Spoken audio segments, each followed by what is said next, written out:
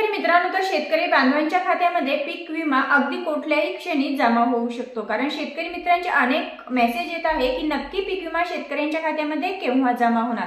तर शेतकरी मित्रांनो, आता पीक कापणीचे जे प्रयोग आहेत ते प्रयोग पूर्ण झालेले आहेत आणि राज्य शासनाच्या माध्यमातून जे पीक कापणीचे प्रयोग असतात तर ते केंद्र शासनाकडे पाठवण्यात देखील आलेले आहे आणि कुठल्याही क्षणी आता शेतकरी बांधवांच्या खात्यामध्ये पीक विमा जमा होऊ शकतो अशी जरी अपडेट्स आपल्याला पाहायला भेटत असली आणि आतापर्यंत आपणही अनेक अपडेट्स बनवलेले आहेत आणि आपण सोशल मीडियावरती अनेक अपडेट्स पाहत देखील आहोत की जानेवारी महिन्यामध्ये शेतकरी बांधवांच्या बँक खात्यात खरीप पीक विमा 2025 हा जमा होणार।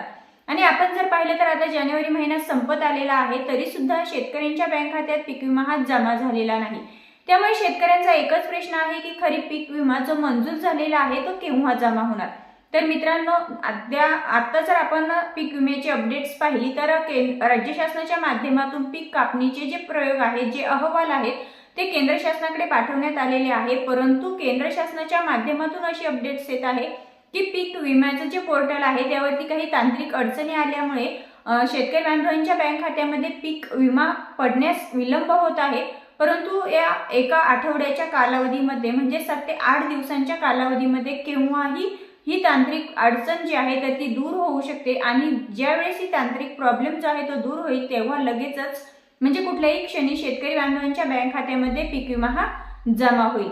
आता मित्रांनो, तुमचा दुसरा प्रश्न की कोणकोणत्या पिकांसाठी हा पीक विमा जमा होणार आहे, तर कापूस असेल, सोयाबीन असेल, तूर असेल, मूग असेल आणि बाजरी या पाचही पिकांची पीक कापणीचे जे प्रयोग आहेत ते पूर्ण झालेले आहेत, अहवाल सादर झालेले आहेत, राज्य शासनाच्या माध्यमातून केंद्र शासनाकडे गेलेले देखील आहे। त्यामुळे या पाचही पिकांचा पीक विमा शेतकरी बांधवांच्या बँक खात्यामध्ये जमा होणार आहे। आता शेतकऱ्यांचा मुख्य प्रश्न की हा पीक विमा जर जमा होणार आहे, जानेवारी महिन्यामध्ये जमा होणार होता, अद्यापही जमा झालेला नाही, परंतु तो नक्की हेक्टरी आम्हाला किती मिळणार।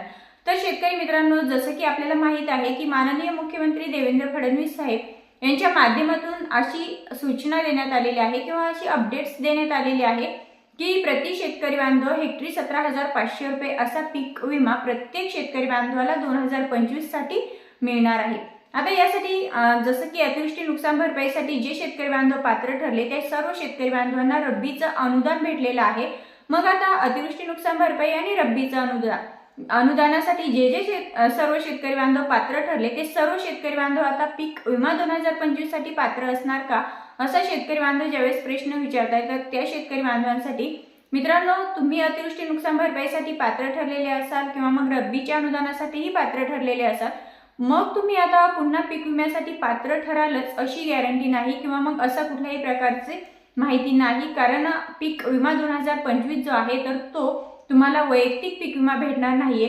आतापर्यंत म्हणजे 2024 पर्यंत आपण जे पीक विमे घेतले त्यामध्ये वैयक्तिक पीक विमा देखील भेटत होता, मंडळनिहाय पीक विमा भेटत होता, म्हणजे 3 ते 4 ट्रिगरनुसार आपल्याला पीक विमा भेटत होता।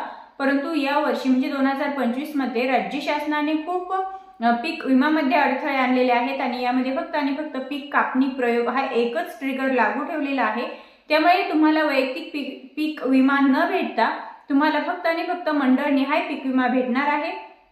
आता हा मंडळनिहाय पीक विमा म्हणजे तुमच्या गावातील तुमचं जे मंडळ आहे त्या मंडळामध्ये किती नुकसान झालेलं आहे आणि मागील 5 वर्षांमध्ये तुमच्या मंडळामध्ये किती उत्पादन निघालं त्या तुलनेत या वर्षी म्हणजे 2025 मध्ये किती घट झाली यानुसार तुम्हाला पीक विमा मिळणार आहे।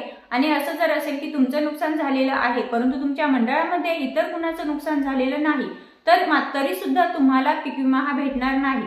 आणि जो पीक विमा भेटणार आहे, आता जसं की माननीय मुख्यमंत्री देवेंद्र फडणवीस साहेब यांनी सांगितलं की हेक्टरी 17,500 रुपये पीक विमा भेटणार, मग खरोखर तेवढा भेटणार का, तर नाही। हा जो पीक विमा भेटणार आहे हा पीक विमा शेतकरी बांधवांच्या बँक खात्यामध्ये जरी 17,500 रुपये जमा होणार असं सोशल मीडियावरती सांगितलं गेलं असलं तरी सुद्धा स्वतः माननीय मुख्यमंत्र्यांनी जरी सांगितलेलं असलं त्यांचं स्टेटमेंट आहे की हेक्टरी 17,500 रुपये असा पीक विमा भेटणार, परंतु जो की प्रत्यक्षामध्ये शेतकरी बांधवांच्या खात्यामध्ये जमा होणार आहे ती रक्कम अगदी तुटपुंजी जमा होणार आहे। कारण तुमच्या मंडळनिहाय संपूर्ण आकडेवारी काढली जाणार आहे आणि त्यानुसार तुम्हाला पीक विमा दिला जाणार आहे। त्यामुळे जरी तुम्हाला नुकसान भरपाई भेटली असेल, रब्बीचं अनुदान भेटलं असेल, ते सुद्धा जसं की सांगितलं गेलं होतं की हेक्टरी 10,000 रुपये भेटणार, परंतु प्रत्यक्षात ज्यावेळी शेतकरी बांधवांच्या बँक खात्यामध्ये ते अनुदान किंवा नुकसान भरपाई जमा झाली अगदी तुटपुंजी रक्कम शेतकऱ्यांच्या बँक खात्यात जमा झाली आणि अगदी तोच प्रकार पीक विमा 2025 मध्ये सुद्धा आपल्याला पाहायला भेटणार आहे।